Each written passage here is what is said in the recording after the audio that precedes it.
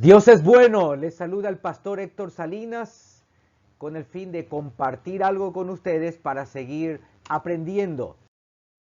El tema que quiero compartir es el ministerio quíntuple. Si tiene algo para anotar, busque pluma, cuaderno y también su Biblia para meternos en este fascinante tema. El ministerio quíntuple. Este es un término que se refiere a los 5 dones ministeriales de apóstol, profeta, evangelista, pastor y maestro. Y se encuentran en la carta a los Efesios. Quiero resaltar esta palabra, es un término, porque la palabra quíntuple no se encuentra en el texto. Algunos amigos, pastores me dicen, yo no creo en el ministerio quíntuple porque no está en la Biblia la palabra quíntuple. Pues bien, la palabra quíntuple no se encuentra literalmente en el texto bíblico, pero es un concepto, es un término que hace referencia a los 5 dones ministeriales.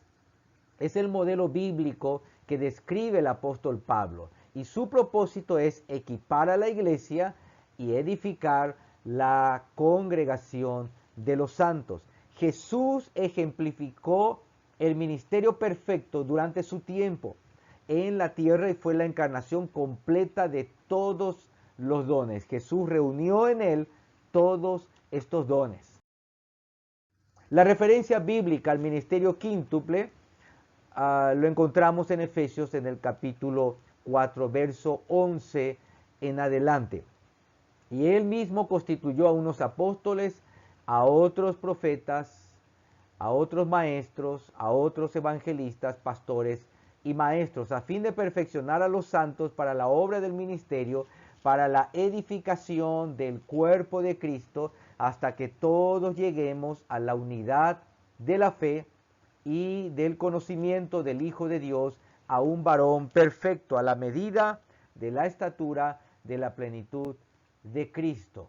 Más adelante usted puede leer este texto. Esa es la referencia bíblica. Quiero mencionar, para ir entendiendo este asunto, mencionar algunas preguntas comunes en torno al ministerio. Son preguntas que suelo escuchar por ahí.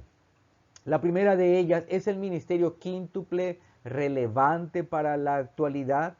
Como dice claramente el texto, el ministerio quíntuple de apóstol, profeta, evangelista, pastores y maestros tiene el propósito de edificar el cuerpo de Cristo. Por tanto, la respuesta es sí, es relevante, es para hoy, hasta que el cuerpo del Cristo alcance la unidad de fe, conocimiento y sea completamente maduro, igualando la plenitud de Cristo. Si usted cree que la congregación donde usted está o la que usted está pastoreando ya está pleno, ya alcanzó la máxima unidad de fe y el conocimiento de un cristiano maduro, pues tal vez entonces podemos dudar de esta afirmación. Pero la realidad es que nuestras congregaciones y nuestra iglesia necesita estos ministerios para alcanzar la madurez.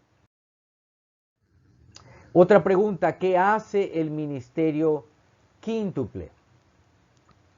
Número 1, equipa a los creyentes para la obra del servicio, edifica el cuerpo de creyentes en crecimiento y madurez, provoca unidad de fe. ¿Qué hace el ministerio quíntuple? Aumenta el conocimiento acerca de Dios, de Jesús y del reino. Hace crecer a los creyentes para que sean maduros en su fe con la sana doctrina. Desarrolla creyentes fuertes que están seguros en su fe. ¿Qué hace el ministerio quíntuple? Maduran a los santos para poder enfrentarse a los desafíos y engaños de este mundo. La operación del ministerio quíntuple desarrolla discípulos en continuo crecimiento, con una creciente manifestación externa de amor. En resumen, el ministerio quíntuple es un marco para hacer crecer, construir, edificar y madurar el cuerpo de Cristo, para continuar la obra de Jesús a través de la vida de los santos. ¿Qué significan cada uno de estos dones ministeriales. Comenzaré mencionando lo que no significa los dones ministeriales, lo que no significa. Número uno, no son cargos o nombramientos en la iglesia local u organización. No son frutos de esfuerzos personales. Y en tercer lugar, no son jerarquías o jefaturas dentro de la iglesia local. Vamos a la descripción ahora de apóstol. El 652 del diccionario griego Strong, apóstolos, es uno que es enviado a una misión, es un delegado con autoridad, es alguien comisionado, es portador de un mensaje. Las personas que recibieron este don ministerial de apóstol son aquellos con una gran visión, dice el apóstol Pablo, son perito arquitecto, y una gran capacidad para despertar sueños, visiones entre la congregación referente al reino de Dios. Un apóstol tiene una verdadera pasión en ayudar a la gente. Ellos despiertan en las personas, en aquellos que les escuchan, el potencial diseñado por Dios. Cuando el apóstol está predicando, hay un despertar de la visión del reino de Dios en la vida de la congregación y en su comunidad. El apóstol está preocupado por comenzar cosas nuevas, ocupado en multiplicar discípulos, multiplicar ministerios, multiplicar iglesia. El apóstol siempre está pensando en multiplicación. Forjan nuevos caminos en el reino, son catalizadores del cambio donde quiera que ellos van. Estimulan e imparten a otros hacia la visión correcta de Dios y los cambios o ajustes en estructuras internas. Cuando predica el apóstol, en la congregación hay un movimiento y ajustes de estructuras internas. Vamos al profeta, 4396 del diccionario griego Strong. Profetes, un intérprete, un narrador de la voluntad divina. Es un poeta dotado para exponer la verdad divina. Es un artista. He conocido incluso a profetas que expresan la verdad divina a través de poesía, a través de música, a través de pinturas. Ellos están dotados de una gracia de Dios para exponer la verdad de Dios de diferentes formas. Yo llamo a un profeta un revelador de corazones, porque revelan el corazón de Dios y el corazón del pueblo de Dios. Cuando los profetas están predicando, están enseñando, hay una revelación de Dios muy profunda en el corazón de cada uno de sus oyentes. Son eficaces para revelar el corazón de Dios a su pueblo donde quiera que vayan. Pueden discernir con precisión el corazón de Dios para una situación específica de una o más personas e incluso de una congregación. Los profetas tienen una inclinación especial hacia la justicia social. Ellos tienen un corazón volcado y preocupado por la justicia social. Provocan un despertar en la congregación hacia la acción social, obrando en formas prácticas hacia aquellos que sufren. Cuando la congregación escucha a un profeta predicando, hay una inquietud en el corazón de la congregación, en el corazón de los hermanos, inquietos hacia la acción social, hacia la caridad, hacia la ayuda. Los profetas ayudan a las personas a desarrollar la audición, a mantener una sensibilidad de la voz de Dios en sus propias vidas. Evangelista, 2099 del griego Strong. Es un portador de buenas noticias, un misionero, un portador de buenas nuevas. Los evangelistas son narradores de historias en el reino de Dios. Hacen famosas las historias de la bondad, del amor de Dios. Son expertos en contar historias de tal manera que los oyentes puedan descubrir el amor de Dios para con ellos. Es una gracia que Dios ha dado al evangelista.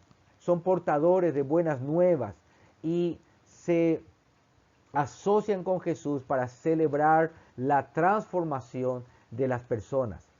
Los evangelistas estimulan e imparten a otros hacia la evangelización. Ellos están ayudando a la congregación a proclamar las buenas nuevas, ser testigos en el barrio, en la comunidad, en la colonia. Su vida, la vida del evangelista, es una invitación viva para que todos se unan a la familia de Dios. Cuando la congregación escucha predicar al evangelista, el Espíritu Santo obra de una manera especial en el corazón de la congregación y se inquietan por la evangelización y por compartir las buenas nuevas. Después del evangelista, veamos al pastor. En el griego 4166 del diccionario Strong, epoimen, pastor, es un alimentador, un guía, protector, un gobernante de un rebaño de hogares, según el diccionario Strong. Las personas con el don pastoral son sanadores de almas en el reino de Dios. No se trata de un título, se trata de un ministerio. Son fundamentales para guiar a las personas a través del quebrantamiento, de regresar hacia la integridad y curar sus almas de heridas que los mantienen ahí donde están. Cuando una persona escucha predicar a un pastor, el Espíritu Santo revela en la vida de ellos la posición en donde ellos están y los estimula para salir y avanzar a su siguiente nivel. Es una gracia pastoral que provoca en la congregación avanzar hacia el siguiente nivel. Ellos aportan alegría al ministerio de Dios. El pastor siempre está alegre, disfrutan del ministerio y exportan esa alegría a la congregación, imparte esa alegría en la congregación y permiten que las personas se sientan parte de una gran familia. El pastor imparte gracia pastoral a quienes lo escuchan. El maestro, 4462 según el diccionario griego Strong. Rabboni, maestro o mi maestro, es lo que, lo que describe el diccionario griego Strong. Los que han recibido este ministerio son portadores de luz en el reino de Dios, son dadores de luz en el reino de Dios. No es solo una persona enseñando frente a otros, sino que es entregando un don a las personas que están escuchando. Los equipa, los entrena también a otros maestros. Ellos realmente arrojan luz sobre el texto bíblico, por lo que ayudan a las personas a entender las escrituras. Cuando este ministerio está enseñando, la congregación comienza a entender más las escrituras. Hay una luz del Espíritu Santo en la vida de las personas. Este ministerio enseña con tanta pasión. Es una característica del maestro. Cuando usted escucha predicar a alguien con tanta pasión sobre el texto bíblico, sin duda, ese predicador tiene el don de maestro. Por eso ayudan a la gente a entender las escrituras. Ellos contagian a otros el deseo de examinar el texto, de examinar las escrituras. Los maestros tienen la capacidad de romper la confusión y la desinformación. Quiebra toda atadura de confusión y toda desinformación. Son estratégicos para ayudar a las personas a conocer la verdad de Dios y también cómo se aplica a sus propias vidas. Cuando el maestro enseña, la impartición del don de enseñanza llega a la congregación. Otra pregunta, ¿cuál es la relación entre ministerio, función y oficio? Presta atención a esto porque es muy importante y va a ayudar a aclarar muchas dudas. Ministerio es un regalo de Dios. Depende completamente de Dios y no está sujeto a esfuerzos humanos o institucionales.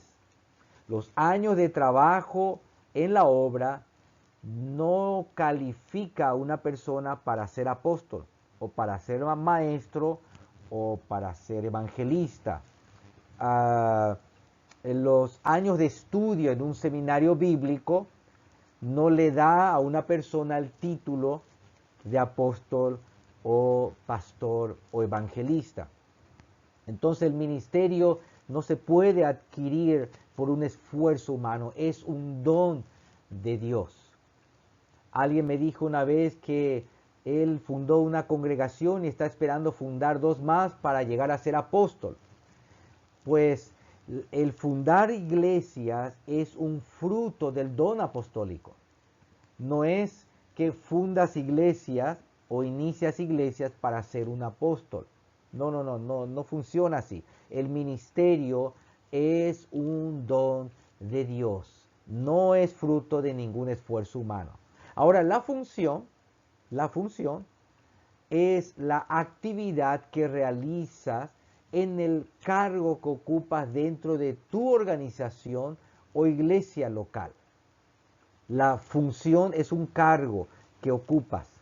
Alguna autoridad eclesiástica te establece, te nombra o te coloca con una función en un lugar. Por ejemplo, de pastor, el de maestro, etc. Entonces la función es dada por una autoridad eclesiástica.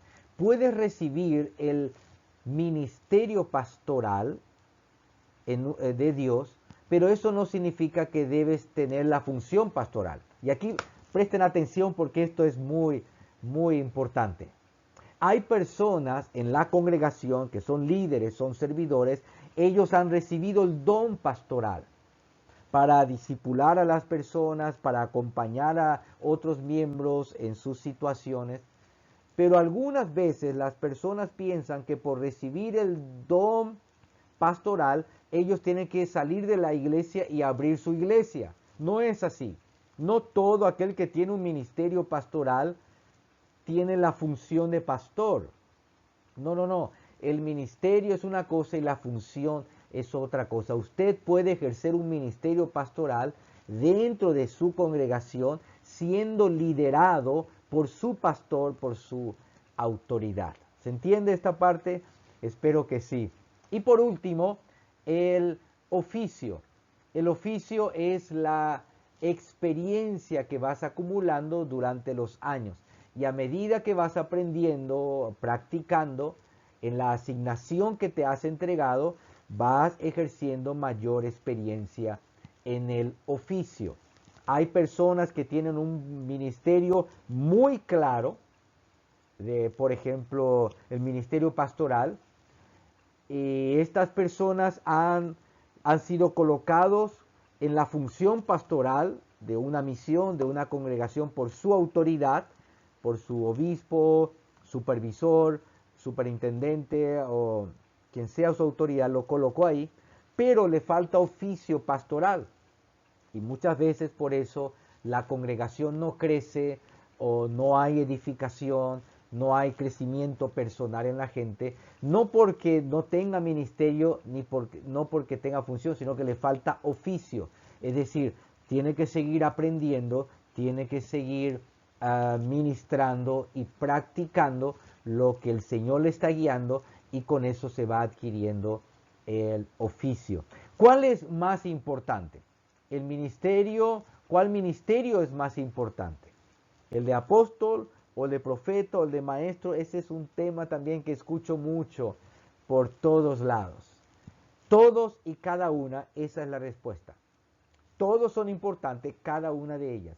Una iglesia que se alimenta espiritualmente de solo un ministerio, muy pronto se debilitará en las otras. Una congregación que escucha solamente al pastor, muy pronto se debilitará esa congregación en los otros ministerios. O una iglesia que escucha solamente a un evangelista, muy pronto se debilitará en los otros ministerios. Por eso organizamos a veces congresos, organizamos eventos e invitamos a otros ministerios para que nos ayuden a edificar nuestra congregación. Si nuestro ministerio es pastoral, invitamos a un apóstol a nuestra congregación, invitamos a un evangelista para que predique e imparta esa gracia que Dios les ha dado, lo imparta en nuestra congregación. Todos los ministerios son importantes. Me viene a la mente una película que representa la vida, es una historia de vida de unos alemanes, Patrick y Benjamin Binder. En 1987 este matrimonio tuvo siameses, gemelos siameses, y le pidieron a un médico para que los separe. Esto en 1987 era una cirugía, no era extraña, no era difícil, pero este médico les dijo: los vamos a separar, pero ustedes tienen que elegir quién va a vivir. No pueden vivir los dos, solo uno de ellos. Los padres le dijeron al médico: esta es una historia de vida, es un testimonio, hay un libro escrito de ello, y la película se llama Manos Milagrosas, o algo así se llama. Es una película muy vieja ya, Manos Milagrosas. Si pueden ver, vean eso. El médico, entonces, los padres le dijeron al médico: lo que queremos es que los separe, pero que vivan los dos. Son nuestros hijos y queremos que los dos vivan. Era un problema para la medicina. Entonces el médico, después de mucha investigación y para hacerla corta la historia, realizó una cirugía y con éxito pudo separar a los dos y los dos vivieron. Pero para esa cirugía el médico formó un equipo de 70 médicos. Este cirujano, el autor de la historia, digamos así, o el personaje principal de la historia, él reunió a 70 personas y por un periodo de 22 horas cada médico especialista tomó su tiempo y su jurisdicción durante la cirugía. Este actor principal, digamos, de la película, solo le tomó una parte de las 22 horas. El resto entraron otros médicos, especialistas, cada uno en su área, anestesista, bueno, un montón de médicos. 70 personas trabajaron durante 22 horas, cada uno en su tiempo y su jurisdicción. Tomen nota de estas dos palabras. No puedo hablar de eso ahora por causa del tiempo, pero en otro momento les voy a compartir. Tiempo y jurisdicción. Cada ministerio tiene su tiempo de actuar y cada ministerio tiene su jurisdicción. Cuando se trabaja en equipo, la congregación es edificada y a través de ellos el propósito de Dios se cumple en la tierra. Todos tienen un don. Debido a que Jesús vive en y a través de cada creyente, se espera que los atributos de Jesús se manifiesten, al menos de una manera detectable, tangible, a través de cada creyente. Creemos que los dones se encuentran dentro de nuestras fortalezas naturales. Es decir, a través de nuestra personalidad, nuestra forma de ser, se puede reflejar y se puede detectar cuáles son esos dones, ese don que Dios nos ha entregado. Y simplemente lo que se necesita es identificar, ser capacitados y ser activados, es decir, ponerlo en práctica. Por eso es importante aprender y capacitarse cada vez más sobre estos dones y estos ministerios. La última pregunta: ¿es el ministerio quíntuple un sistema de gobierno en la iglesia? Hay diferentes puntos de vista sobre este tema, sobre este asunto. Pero revisando el texto bíblico en Efesios capítulo 4, verso 11 al 16, y revisando otros pasajes en la Biblia, podemos ver que estos dones tienen el propósito de equipar a los creyentes individualmente y congregacionalmente, para que el cuerpo de Cristo pueda obrar en un servicio de acuerdo al propósito de Dios. Sin embargo, en la Biblia encontramos a tres grupos de dirigentes. Una de ellas es anciano, lo encontramos en 1 de Pedro capítulo 5 versos 1 al 11 y Hechos capítulo 20 al 17. Ancianos. Encontramos también a obispos o supervisores, Tito capítulo 1 versos 5 al 6, y también encontramos a pastores, es decir, dirigentes de una iglesia llamada pastores, Juan capítulo 21 verso 16. Así que en esta palabra pastores entran los dos, dirigentes como también hay ministerio, el don ministerial de pastor. En la iglesia de hoy estos cargos se formalizaron demasiado, pastores, ancianos, obispos, que se ha vuelto incluso una ley en muchas congregaciones. En el Nuevo Testamento no había una jerarquía muy específica entre obispo, pastor y anciano. De hecho, eran términos que intercambiaban en el mismo rol, si nos atenemos al texto bíblico. En cuanto al tema de gobierno, finalmente quiero que recordemos que la iglesia primitiva fue establecida según el modelo judío, el modelo de las sinagogas. Por eso el tema de los ancianos que gobernaban las sinagogas. Y había una fuerte influencia de la cultura grecorromana. Son ministerios de la iglesia, capacitan a las iglesias a operar en la tierra con el propósito de mantener un ambiente sobrenatural y priorizar la agenda del reino de Dios. No son una plataforma para popularidad, no son una esfera de riquezas o de obtener recursos, son para equipar a la iglesia a fin de que Dios cumpla su propósito. Y la respuesta de la oración de Jesús, vénganos tu reino, hágase tu voluntad, así como en el cielo, así también en la tierra. Muchas gracias por prestar atención y espero que hayan sido edificados y sigamos aprendiendo. Dios te bendice. ¡Fuerza!